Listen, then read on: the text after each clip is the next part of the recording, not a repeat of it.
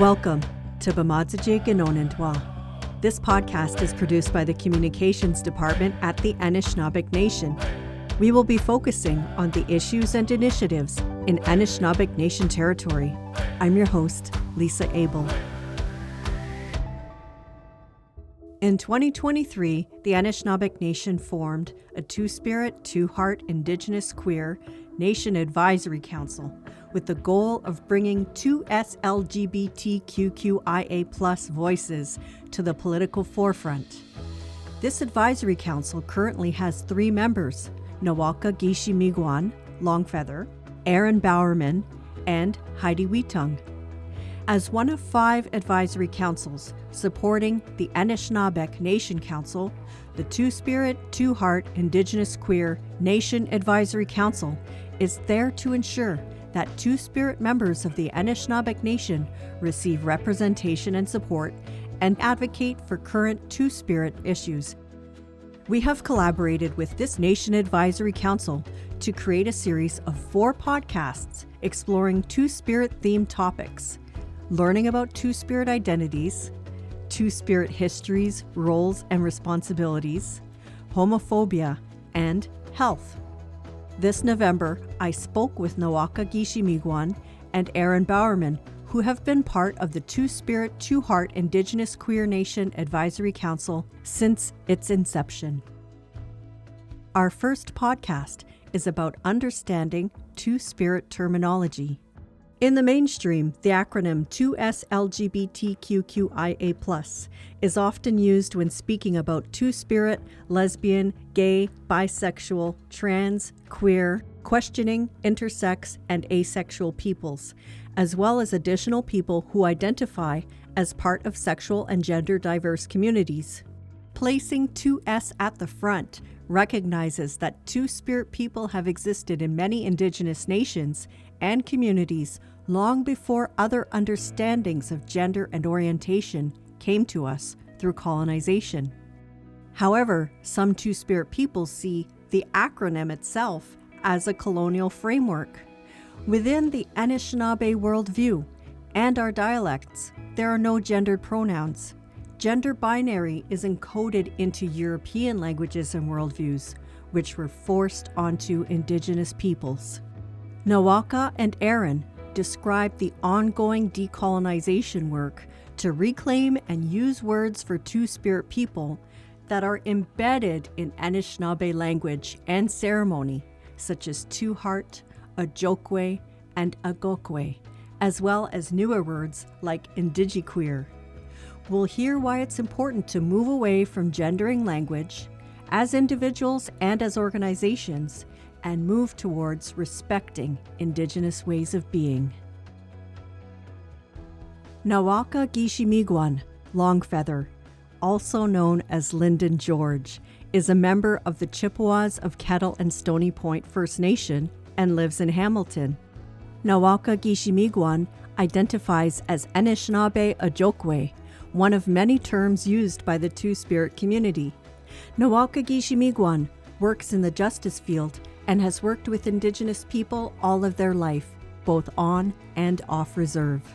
Aaron Bowerman was born and raised in Shagwinda First Nation on Manitoulin Island.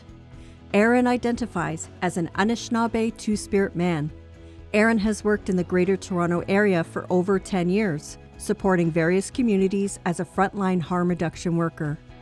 Aaron is currently employed with the City of Toronto as an Indigenous Research Associate. Before we start, would you each like to introduce yourselves for the podcast? Ani Bojo, Aaron Bowerman, Indigenous Cause, Shagwinda First Nation, Mino Chono Donjaba. Hello, hi everyone. My name is Aaron Bowerman. I use he, him pronouns, and I identify as a cisgendered Two-Spirit male. I grew up on Shagwinda First Nation on Manitoulin Island. I currently live, work, and play in the city of Toronto. And I lived here for about 11 years. I go back as frequently to the reserve as I can. It's definitely where all my family is, everyone I love and grew up with. So I try to go back quite frequently. But yeah, I've been in Toronto for about 11 years now. I went to school for tourism and management, realized after a while that that wasn't exactly what I wanted to do. And I realized that harm reduction, working in HIV, working with Two Spirit, Indigenous queer people, was something that I was more passionate about, that I wanted to support people who were having difficult times. And so I've been doing that for about 7 years now. I started in HIV work, moved into harm reduction. Now I work for the city of Toronto as an Indigenous researcher, focusing on people who have mental health issues, drug addiction issues, people who are homeless, sex work, and also still working with people who live with HIV and other STDs. I'm the oldest of six siblings. My community means a lot to me. The youth that grow up on my reserve, they mean a lot. I think they influence a lot of the decisions I make in terms of employment. I want to help people. And yeah, I guess I also am really passionate about just supporting all the communities I'm part of, specifically Indigenous communities in Toronto and Two Spirit Indigenous queer communities. Yeah, that's me. Miigwech, Aaron. Anishna, Nawakagishi Miigwan Dishnakash, Anishinaabe Ojokwe. I come from the Chippewas, Kettle, and Stony Point First Nation. My father is from Stony Point, otherwise known as Ajudanaa. My mother is from Amjanang. My Indigenous name is Nawakagishi Miigwan. My cowboy name is Lyndon George. I am the ninth of 11 children to my parents, Robert and Sylvia George. I am a first generation residential school survivor. My mother is the survivor. I am a survivor of Federal Indian Day School. I live in a dish with one spoon territory that is known as Hamilton, where I am the Indigenous Justice Coordinator under Legal Aid Ontario and Community Legal Clinic, known as Hamilton Community Legal Clinic, and I work with several other community legal clinics. Professionally, my first mandated service is to make sure that Indigenous people get the legal services and legal representation that they deserve, navigating through this colonial legal system, a legal system that was not built to benefit Indigenous people, but contrary. I also, under that umbrella, I also do things that tackle huge forms of systemic racism and discrimination, working with healthcare systems, working with elected municipal officials, working with policing, working with boards and other non-Indigenous institutions, agencies, and organizations.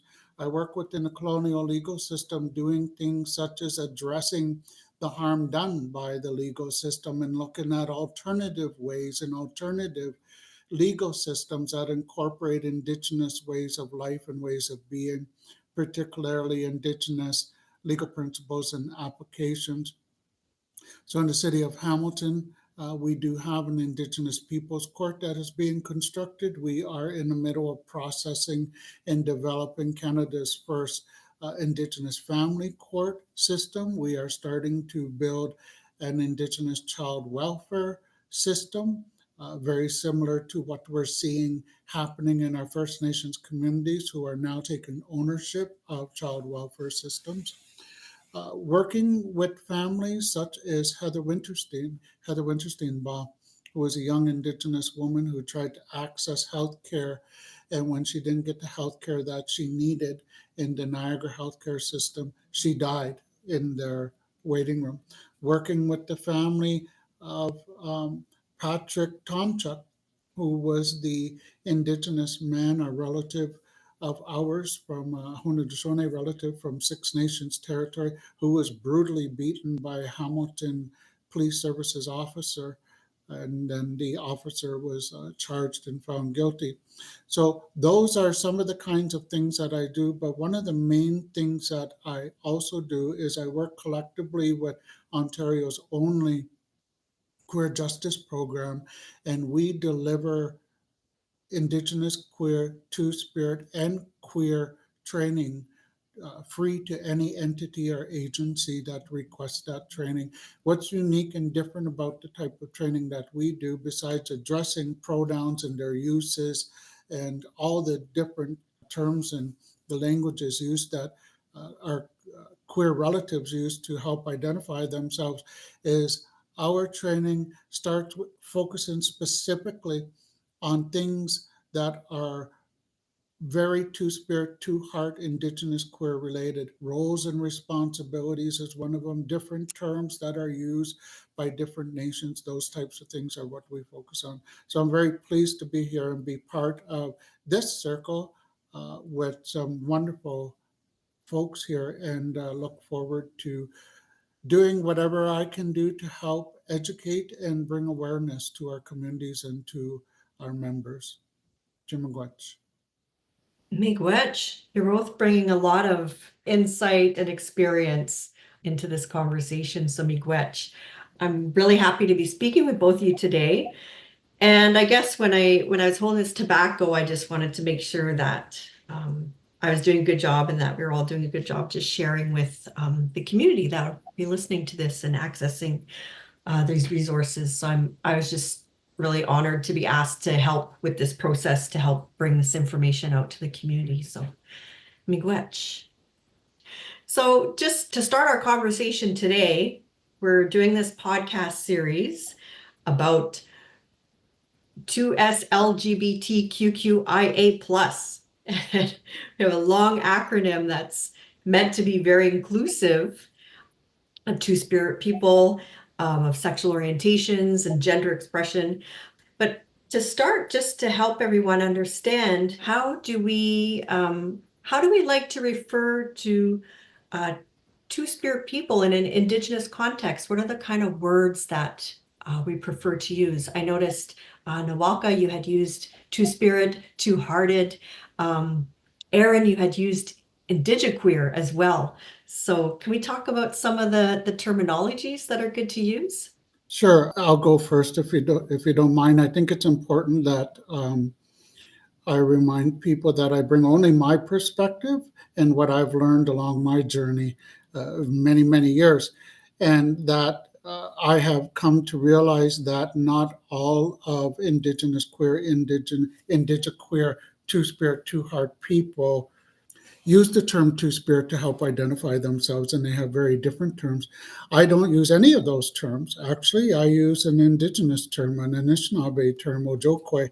I'm Anishinaabe Ojokwe, and that's how I identify. I don't use pronouns either, because pronouns only come in two languages, and that's French and English, and I feel that it's a continued form of oppression on Indigenous languages, so I choose not to use them. Plus, I think it's very important, if there's a reclamation of Indigenous, queer, Two-Spirit, Two-Heart space, that we start empowering our young queer relatives to be able to start looking at what are the terms in their communities that are identified in our language that best describe who they are and their roles and responsibilities. And I think that's what's so magnificently beautiful about who we are as Two-Spirit, Indigiqueer, Indigenous queer, Two-Heart people, is that we have so many magnificent terms within our languages that help do that, describe who we are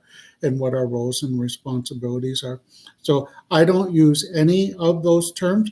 I particularly am not fond of the LGBTQIPNGNCDM acronym either, because I feel that those terms really box an individual in and really lock a person in terms of their identity, whereas I feel that Two-Spirit is not, it's not about sex, it's not about who we're with intimately or sexually or even romantically. It is about our roles and responsibilities that we carry to ourselves, to our families, to our communities, and to our nations. And I also, another thing that really kind of I'm conflicted about with the acronym is a plus sign at the end. That I am a strong believer coming from an indigenous community, from an indigenous identity, but also being um, two spirit, two heart, Anishinaabe Ojokwe, that we know what it feels like to be marginalized.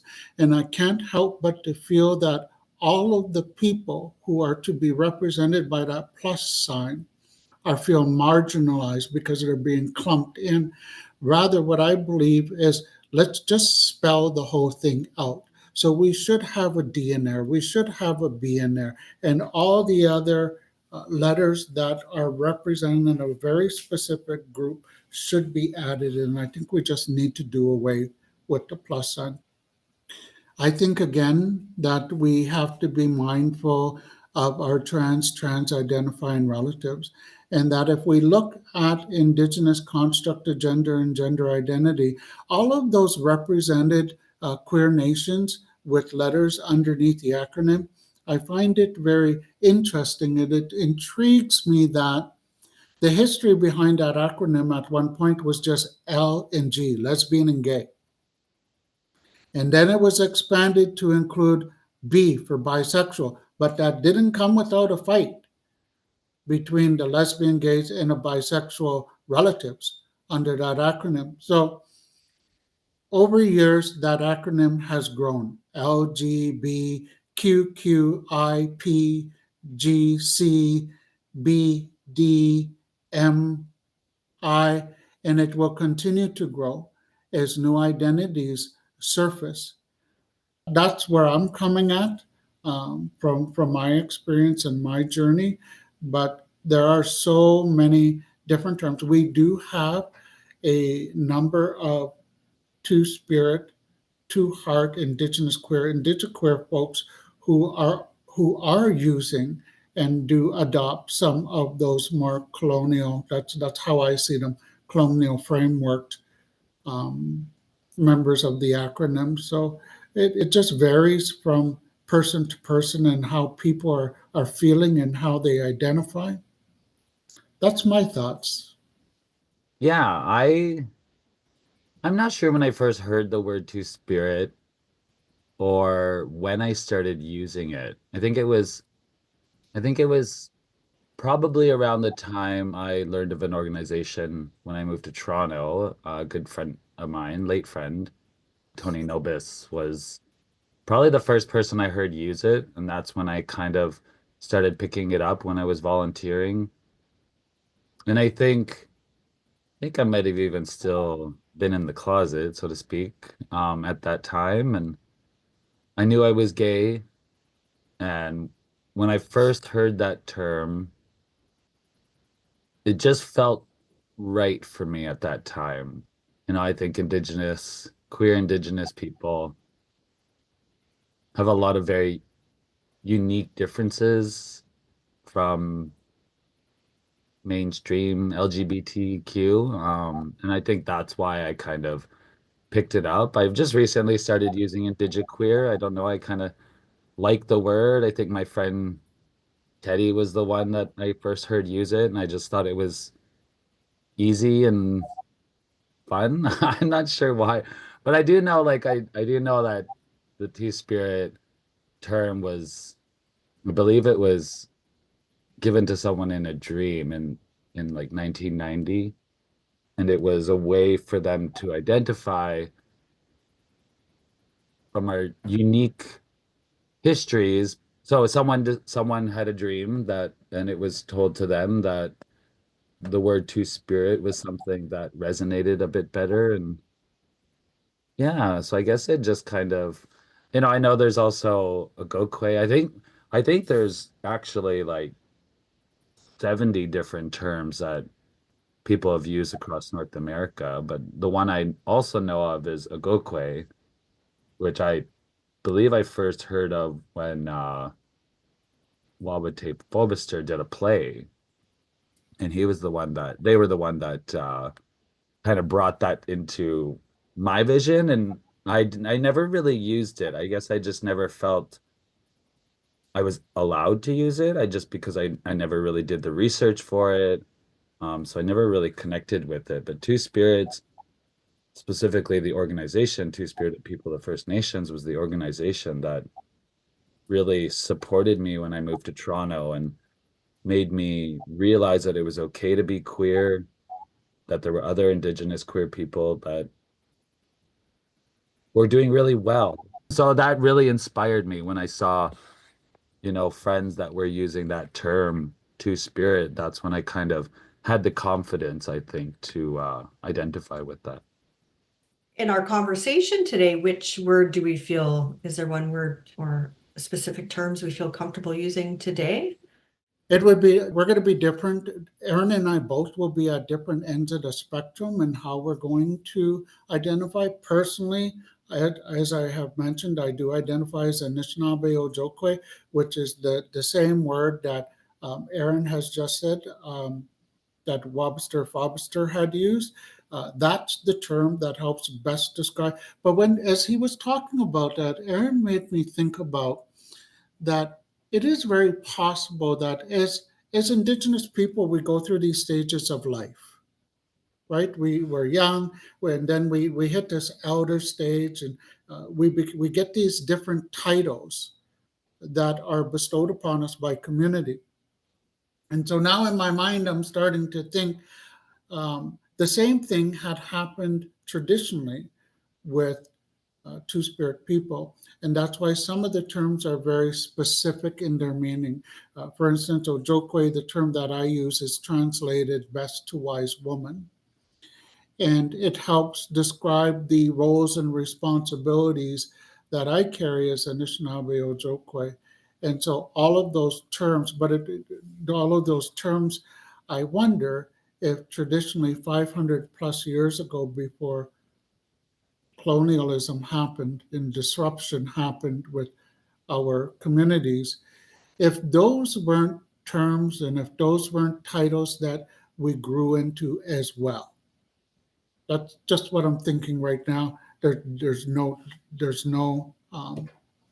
research that I know of to that, but it's just something that now is stuck in my head that I'm going to have to try and find out. But it's going to be tough, I think, because Aaron's going to use one term, I'm going to use another. Other Two Spirit relatives are going to use the same. I had mentioned about Two Hearts. Two Hearts came to a group of us, Two Spirit, Indigenous queer, Two Heart people through ceremony.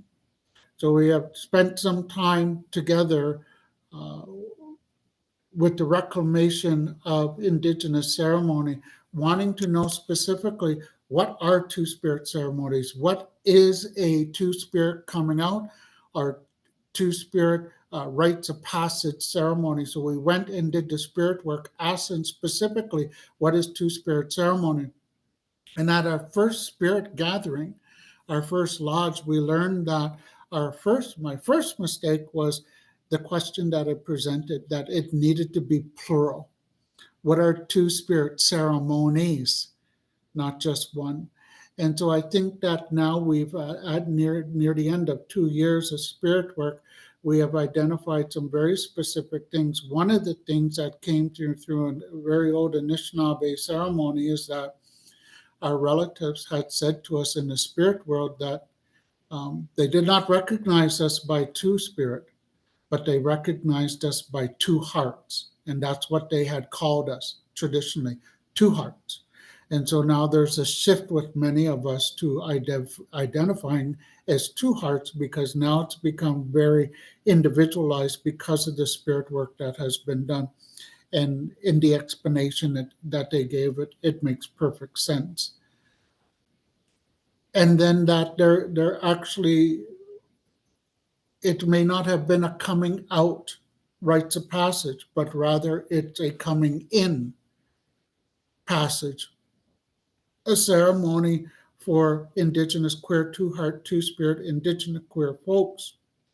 That once you reach that point in your life that you unapologetically know that you are queer, that you are Two Spirit, that you are Two Heart, and you know what path you're going to go on now, that's when you would have that coming in ceremony, and you present yourself first. Obviously, you're going to present yourself to yourself first because you have to have reached that point and conclude with and be good with who you are. But then the next step would be present to all of your ancestors in the spirit world, and then present yourself to family, community, and nation coming out of a lodge. So all of that, in my mind, makes makes sense to me. So you're speaking then about the word you want to use depends on your comfort level, which terms feel comfortable to you that you're learning about, the kind of Yeah, thanks supports for you have in the community. thanks for bringing me back to that. But for me, it's going to be Anishinaabe Ojokwe. That's how I'm Anishinaabe going to Ojokwe. identify. That's how I feel most comfortable because it talks about me in my unique being. And it's kind of like when you're talking to a non-Indigenous person about Native people.